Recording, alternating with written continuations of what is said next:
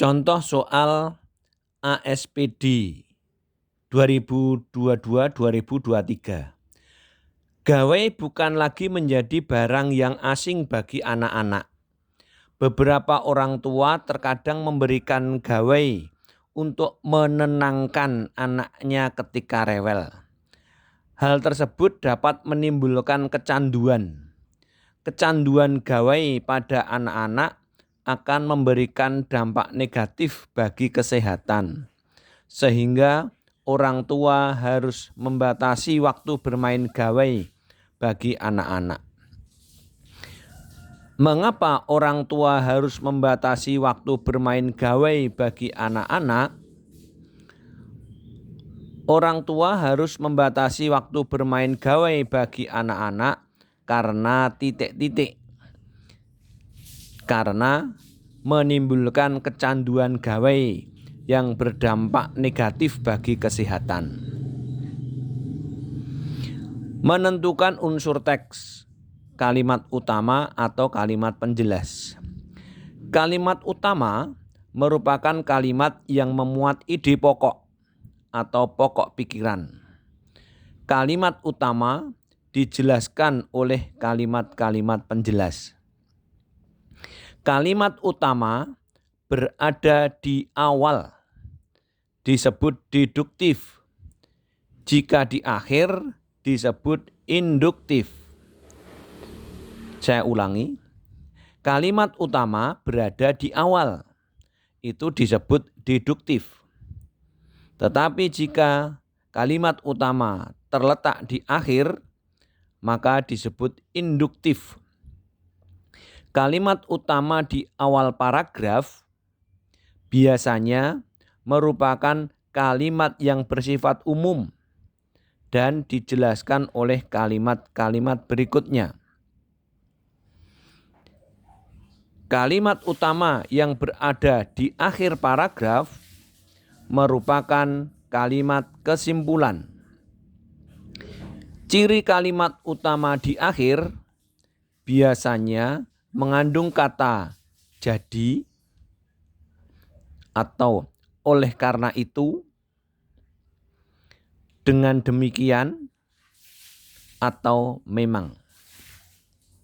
Jadi kalimat utama yang berada di akhir paragraf berupa kesimpulan.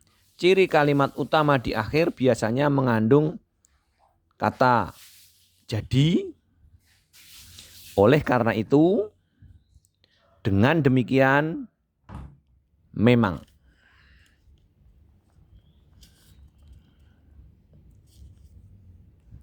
Menentukan ide pokok teks. Ide pokok atau gagasan pokok adalah pokok persoalan yang menjadi inti pembahasan sebuah paragraf. Ide pokok atau gagasan pokok adalah pokok persoalan yang menjadi inti pembahasan sebuah paragraf. Ide pokok dapat ditentukan dengan menentukan inti kalimat utama.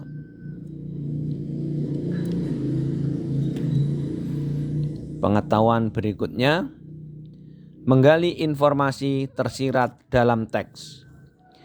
Informasi tersirat adalah informasi tidak tertulis dari teks, tetapi informasi tersebut dapat ditemukan dari teks. Soal dalam ujian tentang ini bisa berupa kesimpulan atau ringkasan paragraf. Saya ulangi, informasi tersirat adalah informasi yang tidak tertulis di dalam teks itu, tetapi informasi tersebut dapat ditemukan dari teks. Soal dalam ujian tentang hal ini bisa merupakan kesimpulan atau ringkasan paragraf. Pengetahuan yang lain, menentukan pernyataan sesuai isi teks. Pernyataan dalam paragraf dapat berupa informasi yang disampaikan penulis. Cara menentukan pernyataan sesuai paragraf adalah memahami semua informasi dalam paragraf. Pernyataan yang sesuai isi paragraf maksudnya pernyataan atau kalimat yang mempunyai makna sesuai dalam paragraf tersebut. Mengidentifikasi jenis teks. Ditinjau dari isinya, paragraf dibedakan menjadi 1. Paragraf argumentasi. Paragraf argumentasi adalah paragraf yang berisi ide atau gagasan dengan bukti kuat dan alasan yang mendukung untuk meyakinkan pembaca.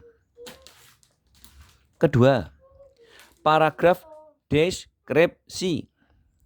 Paragraf deskripsi adalah paragraf yang menggambarkan suatu objek agar pembaca merasa seolah-olah melihat sendiri yang digambarkan itu.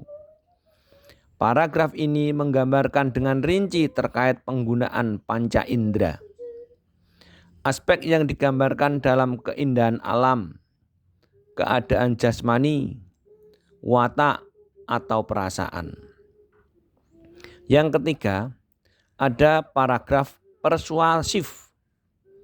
Paragraf persuasif adalah paragraf yang bertujuan untuk meyakinkan, mempengaruhi, mengimbau, atau membujuk pembaca sehingga pembaca terpengaruh mengikuti keinginan penulis. Yang keempat, paragraf narasi. Paragraf narasi adalah paragraf yang bertujuan menceritakan peristiwa atau kejadian. Dalam paragraf narasi akan ditemukan 3 unsur utama sebagai bahannya, yaitu adanya tokoh-tokoh, adanya kejadian, adanya latar baik tempat, adanya waktu maupun suasana. Yang kelima, paragraf eksposisi. Paragraf eksposisi adalah paragraf yang memaparkan sejumlah pengetahuan atau informasi. Tujuannya agar pembaca mendapat informasi dan pengetahuan sejelas-jelasnya. Paragraf eksposisi juga berisi petunjuk atau membuat sesuatu.